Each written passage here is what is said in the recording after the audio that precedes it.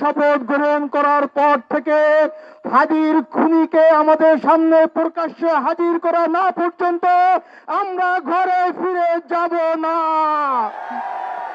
আমি আপনাদের মাধ্যমে সরকারকে একটা কথাই বলতে চাই যে হাদির জানাজায় লক্ষ লক্ষ যে বিপ্লবী ছাত্র জনতা অংশগ্রহণ করেছে, এইটা কোনো পরিকল্পিত ছিল না, কোনো ওয়েল অর্গানাইজ ছিল না। প্রত্যেকটা মানুষ তার নিজের দায় এবং দরদের জায়গা থেকে হাদির জানাজায় এসেছে। আমরা শহীদ পরিবার এবং ইনকিলাব মঞ্চের পক্ষ থেকে এই বাংলার আপামর জনসাধারণকে যদি আবার রাস্তায় নেমে আসতে বলি, আপনারা এই জনস্রোত রক্ষা করতে পারবেন না। সরকারকে স্পষ্ট করে বলে দিতে চাই, হাদির খুনিরা যেখানে আছে, যে এজেন্সির কাছে আছে অথবা দেশের বাহিরেও যদি যে থাকে, সরকারের ওই দেশের সরকারের সাথে সমঝোতা করে খুনিকে আমাদের সামনে হাজির করতেই হবে।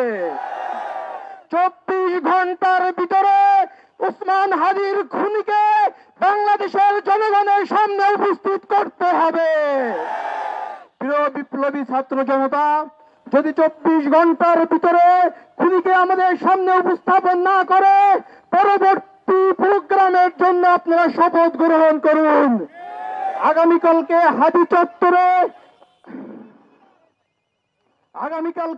চত্বরে আমরা শহীদি শপথ গ্রহণ করব। সেই শপথ গ্রহণ করার পর থেকে হাদির খুনিকে আমাদের সামনে প্রকাশ্যে হাজির করা না পর্যন্ত আমরা ঘরে ফিরে যাব না।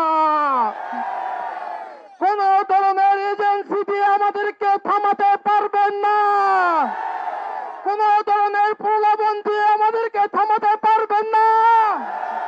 আমরা শহীদ ওসমান হাদির উত্তরসূরি, আমরা তিতুমিরের উত্তরসূরি।